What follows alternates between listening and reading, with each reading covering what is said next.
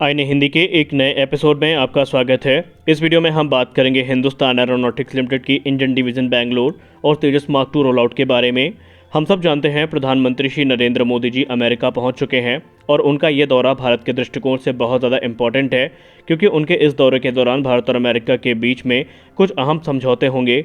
और अगर हम डील्स की बात करें तो जो सबसे इम्पॉर्टेंट डील होने वाली है वो होने वाली है जनरल इलेक्ट्रिक F414 इंजन्स को लेकर के, क्योंकि एक लंबे समय से जो उठापटक थी अब वो दूर होने का समय आ चुका है और माना जा रहा है कि बहुत जल्दी इसमें हमें एक खुशखबरी सुनने को मिल सकती है। ये इंजन हमारे लिए इसलिए भी इम्पॉर्टेंट है क्योंकि इनका इस्तेमाल हमारे Tejas mark two, advance freedom combat aircraft mark 1 और twin engine deck based fighters में किया जाना है। रिपोर्ट्स में कहा जा रहा है कि कल भारत और अमेरिका के बीच में एक मेमोरेंडम ऑफ अंडरस्टैंडिंग साइन करी जाएगी, जो कि इंजन मैन्युफैक्चरिंग को लेकर के होगी और उसके आधार पर भारत में जनरल इलेक्ट्रिक F414 इंजन्स का निर्माण किया जाएगा। रिपोर्ट में ये भी कहा जा रहा है कि वैल्यू के आधार पे तकरीबन 80% जो ट्रांसफर ऑफ टेक्नोलॉजी है ये भारत को प्रदान करी जाएगी अगले 3 वर्षों में। यानी इंजन निर्माण होने के बाद ग्रेजुअली जो टेक्नोलॉजी है ये भारत के द्वारा यूटिलाइज़ करी जाएगी। रिपोर्ट्स ये भी कहती हैं कि इस समय हिंदुस्तान एरोनॉटिक्स लिमिटेड की जो इंजन डिवीज़न बैंगलोर है उसमें कार्य प्रगति पर है, क्योंकि इंजन निर्माण की जो जिम्मेदारी है वो हिंदुस्तान एरोनॉटिक्स लिमिटेड की इंजन डिवीज़न बैंगलोर के कंधों पर ही होने वाली है। ये एक हिस्टोरिक डील होने वाली है और इसके लिए बाकायदा आडा और HAL ने अपनी तैयारियां कर ली हैं। साथ ही साथ अभी एक जो सबसे बड़ा प्रश्न था तेजस मार्क टू को लेकर के कि क्या इसके रोल आउट में हमें डिले देखने को मिलेगी, तो अब बिल्कुल भी ऐसा नहीं है, क्योंकि आडा और HAL दोनों ने कमर कस ली है और जो फैब्रिकेशन है तेजस मार्क टू का वो ऑलरेडी शुरू किया जा चुका है। अगर हम हिंदुस्तान टाइम्स की रिपोर्ट की बात माने तो इस समय defence PSU Hindustan aeronautics limited के पास सबसे बड़ा चैलेंज है कि जो इंजन मैन्युफैक्चरिंग डिवीज़न है उसको इस प्रकार से तैयार करना कि वहाँ पर जनरल इलेक्ट्रिक के जो इंजन्स हैं उनका निर्माण किया जा सके, क्योंकि इसके निर्माण की जिम्मेदारी फिलहाल तो रिपोर्ट के हिसाब से इंजन डिवीज़न बैंगलोर के कंधों पर ही रहेगी। और रिपोर्ट्स में ये भी कहा जा रहा है कि तकरीबन 500 के आसपास जो एयरक्राफ्ट इंजन हैं ये भारत में प्रोड्यूस किए जाएंगे। जी हाँ, हम तो बस यही समझ रहे थे कि 200 से 300 के बीच में ये ऑर्डर हो सकता है, लेकिन अब रिपोर्ट्स इस तरफ इशारा कर रही हैं कि 200 या 300 नहीं बल्कि तकरीबन 500 इंजन्स का निर्माण भारत में जनरल इलेक्ट्रिक के द्वारा किया जाएगा। और आप अब समझ सकते हैं कि ये ऑर्डर कितना बड़ा हो सकता है।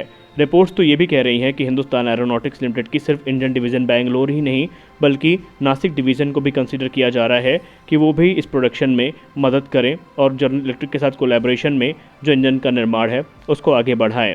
खैर, अभी ये चीज़ें अंडर कंसिडरेशन है और आने वाले वक्त में ये सारी चीज़ें क्लियर हो जाएंगी। अब अगर हम बात करें आडा की, जो कि इस समय तेजस मार्क टू प्रोग्राम में पूरी तरीके से कॉन्फिडेंट दिख रही है कि बिना किसी प्रेशर के वो रोल आउट को सही समय पर कर लेंगे, लेकिन जो मेन प्रेशर यहाँ पर क्रिएट हो रहा है वो HAL के पास हो रहा है। HAL इस समय अपने जो वर्कर्स हैं उनको लगातार इस चीज़ के लिए कह सकते हैं कि मोटिवेट कर रही हैं कि जल्द से जल्द इसके काम को ख़त्म किया जाए और जो एक शेड्यूल निर्धारित किया गया है उस पर ही एयरक्राफ्ट को रोल आउट किया जाए। रिपोर्ट्स में कहा जा रहा है कि तेजस मार्क टू फाइटर एयरक्राफ्ट का जो रोल आउट है वो हमें अगले वर्ष के मध्य तक या अगले वर्ष के अंत में देखने को मिलेगा।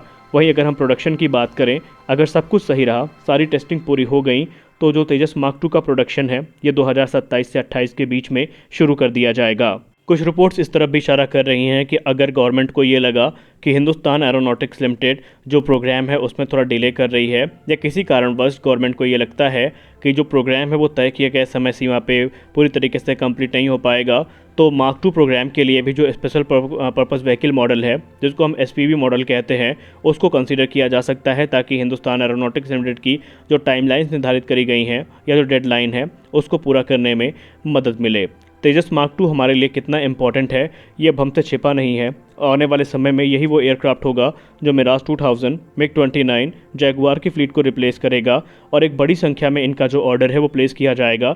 हमने आपको दोपहर की रिपोर्ट में बताया था कि इनिशियली इंडियन एयरफोर्स तकरीबन 108 की संख्या में तेजस मार्क टू के ऑर्डर्स को कंसीडर कर रही है, लेकिन जब ये ऑर्डर पूरे हो जाएंगे तो इनके अपग्रेडेड वेरिएंट जो संभावित है कि 110 किलोटन फर्स्ट क्लास के इंजन के साथ आएंगे वो भारतीय वायुसेना के द्वारा 50 की संख्या में ऑर्डर किए जाएंगे। हालांकि पहले तो हमें तेजस मार्क टू के रोल आउट का इंतजार है, क्योंकि आपको याद होगा इनिशियल रिपोर्ट ये कहती थी कि 2022 के अंत में इसका रोल आउट होगा, फिर रिपोर्ट कहती थी 2023 के मध्य में होगा, लेकिन अब जो फाइनल टाइमलाइन सामने आई है वो है 2024 की। और यहाँ पर एक्सपर्ट्स मान रहे हैं, इस मामले के जानकार मान रहे हैं कि इस टाइमलाइन में हमें अब डिले फेस नहीं करनी पड़ेगी। तेजस मार्क टू की बात करें तो ये एक state of the art multi role fighter aircraft होने वाला है, जो कि सुपरसोनिक फाइटर होगा और इसे 4.5 प्लस जनरेशन की श्रेणी में रखा गया है। यानी ये नियर 5th जेन फाइटर होगा, जो कि एडवांस एवियोनिक्स और वेपन्स के साथ हमें देखने को मिलेगा। ये लॉन्ग रेंज और हाई एंड्योरेंस के साथ में आएगा। इसमें एडवांस सिस्टम्स हमें देखने को मिलेंगे, जैसे कि स्मार्ट ग्लास कॉकपिट हो गया, ये हमें देखने को मिलेगा। इसकी जो नेटवर्क सेंट्रिक कैपेबिलिटीज़ हैं वो काफ़ी अच्छी होंगी।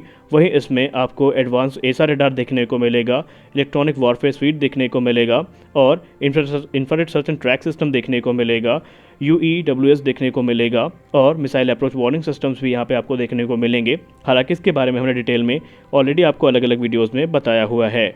ये एक काफ़ी कैपेबल प्लेटफॉर्म होगा तेजस मार्क 1 की तुलना में। या हम बात करें सिंगल इंजन फाइटर एयरक्राफ्ट की कैटेगरी में, तो तेजस मार्क 2 को सबसे एडवांस फाइटर एयरक्राफ्ट के तौर पर देखा जा रहा है। हालांकि इसका जो मैक्सिमम टेक ऑफ वेट होगा वो तकरीबन 17.5 टन होगा और ये 11 हार्ड पॉइंट्स के साथ में आएगा और अपने साथ ये 6.5 टन के जो पेलोड्स हैं उनको कैरी कर सकेगा। इंटरनल फ्यूल कैपेसिटी की बात करें तो वो 3.3 टन की होगी। अगर आप इसे मिराज 2000 से कंपेयर करते हैं, जो कि इंडियन एयरफोर्स की सर्विस में है, तो उनकी जो मैक्सिमम टेक ऑफ वेट है वो है तकरीबन 17 टन का। वो 9 हार्ड पॉइंट्स के साथ में आते हैं और अपने साथ 6.2 टन के जो पेलोड हैं उनको कैरी करने में सक्षम है। यानी कि ये अपने कैटेगरी के दूसरे फाइटर एयरक्राफ्ट की तुलना में आधुनिक तो होने ही वाला है। सबसे अच्छी बात यह है कि इसे इंडियन कंडीशन के हिसाब से विकसित किया गया है, इंडियन एयरफोर्स की देखरेख में विकसित किया गया है। इसलिए इंडियन एयरफोर्स के अधिकारी इस चीज़ को लेकर के कॉन्फिडेंट है कि जितना अच्छा रिक्वायरमेंट को ये पूरा कर पाएगा वो विदेशी फाइटर्स की बस की बाहर की बात है।